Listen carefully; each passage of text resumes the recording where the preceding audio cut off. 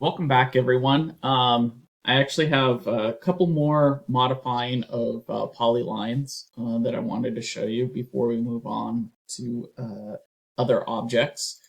So again, PL for polyline. And this time I'm going to draw it 1 foot. I'm going to draw this one connecting 1 foot. So I have this square edge right here, as you can see. But if I want to do a fillet edge, then I can click this button or type in fillet. And then it's going to ask, I type in R for radius. So R for radius. And I'm going to set the radius for this instance. I want it to be 6 inches. I hit enter. Now I'm going to then select by left clicking on each item what two I want laid together. So you can see it gives me a preview right here. So as I hover over, now you can see that it turns it into the rounded edge. And I clicked on it, and now it's completed the command. And coincidentally, too, is it makes it from 2 separate lines, now it's 1 line. And so it's basically turned it into one nice polyline with lines, and then this is an arc, which you can go and modify if you wanted to. Be whatever you wanted it.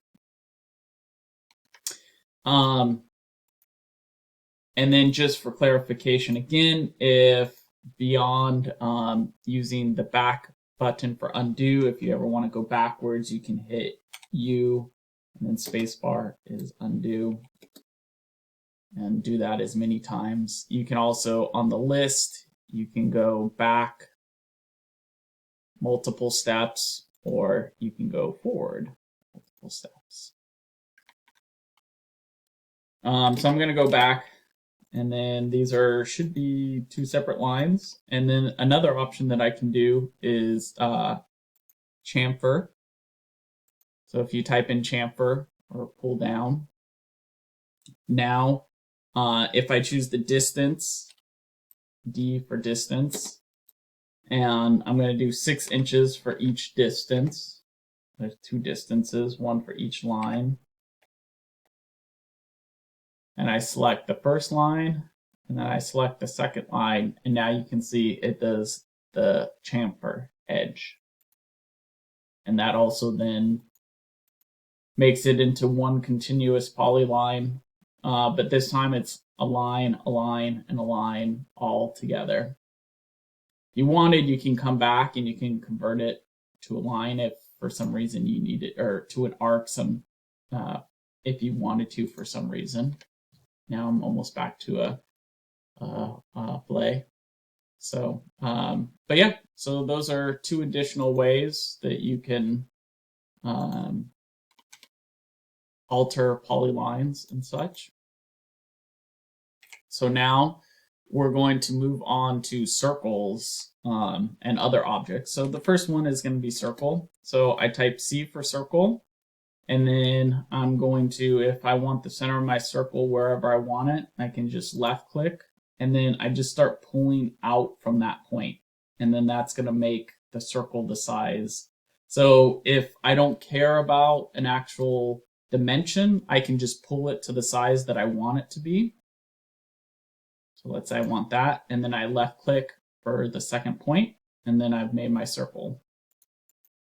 Let's say I have my circle, so I C again and spacebar, left click for the center. Let's say I want to make it a 1 foot circle, so I type in 1 foot, and this is going to be the radius.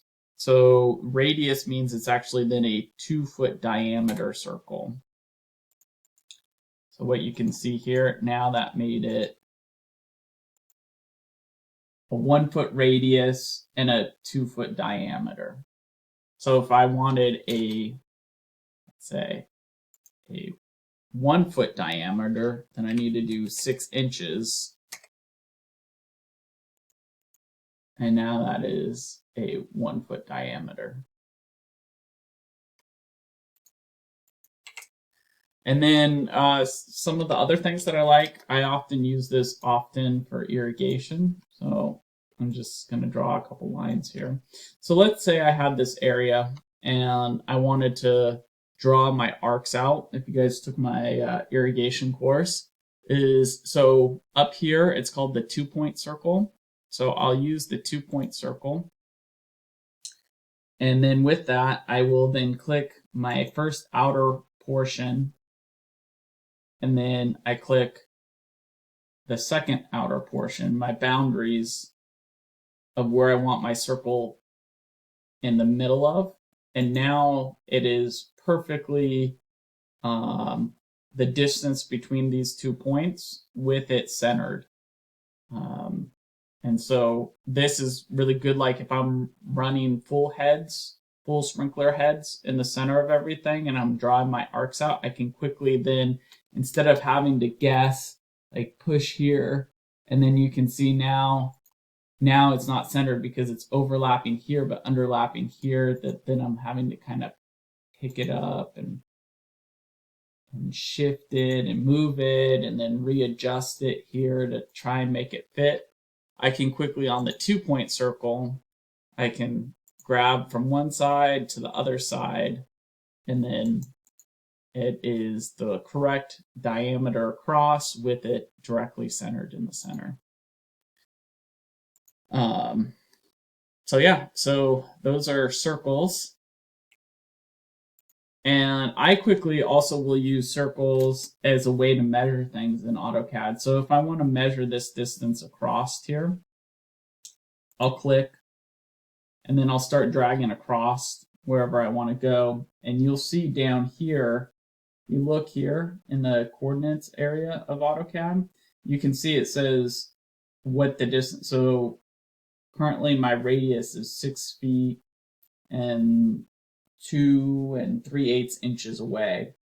And if I move it closer, now I'm down to 3, now 2 feet. So you can see it's a quick way to be able to measure something. And then if I don't want to actually draw the circle, then I just hit escape and it goes away. So I can take quick measurements to find different parts, and it quickly tells me right here what that dimension radius or dimension that I'm trying to measure is.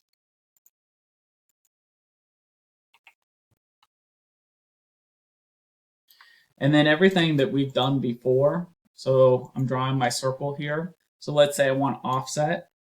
Everything that we did on Polyline, pretty much you can do on circles, on any other type of objects. So now if I want to offset it, choose my distance, select the object, now I offset the circle. Offset the circle. I can move the circle. I can CO for copy the circle.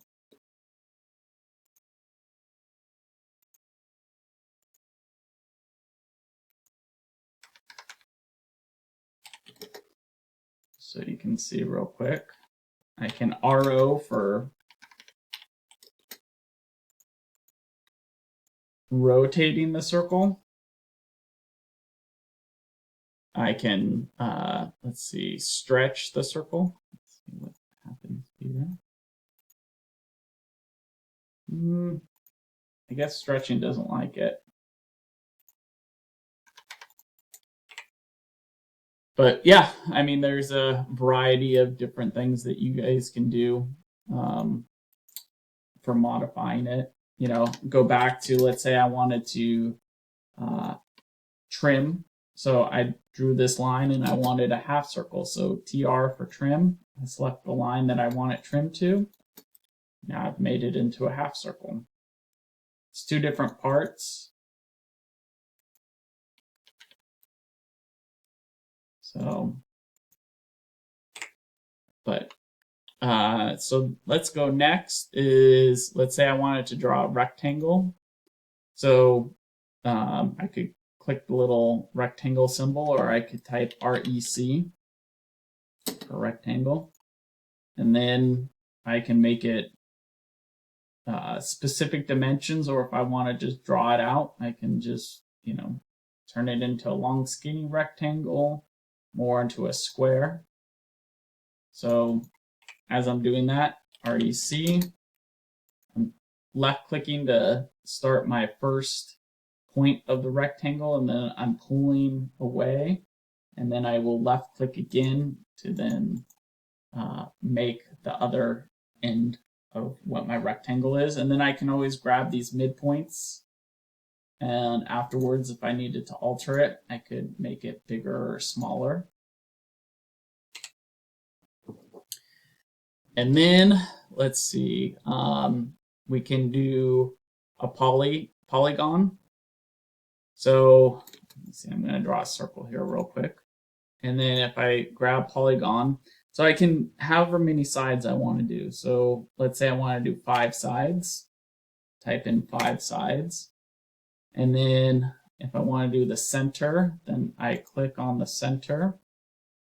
Now I can say if I want to inscribe it in the circle, which is inside the circle, or circumscribe, which is outside. So I'm going to do this one as a inscribe. So I for inscribe. And you can see now when I pull it to the edge of the circle and I click, now that polygon fits inside the circle. Let's do it again. So now I'm going to do polygon 5 sides again, hit enter. I'm going to then select the middle, and then I'm going to do circumscribe. So C for circumscribe. Now when I pull it, is now the circle fits within the polygon itself. So now the polygon's on the outside of the circle. Now, if you don't really care about what that circle is, you can always change it to, let's say this one I'm going to do 6 sides. So 6, I'm just going to click the center. And then it doesn't matter if it's circumscribed or inscribed. And then I'm just going to pull. And now I have my 6-sided polygon.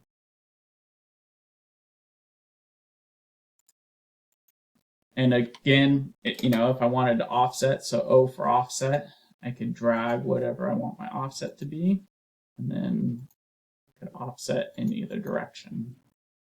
And then I can trim and do whatever else I want to do to these items.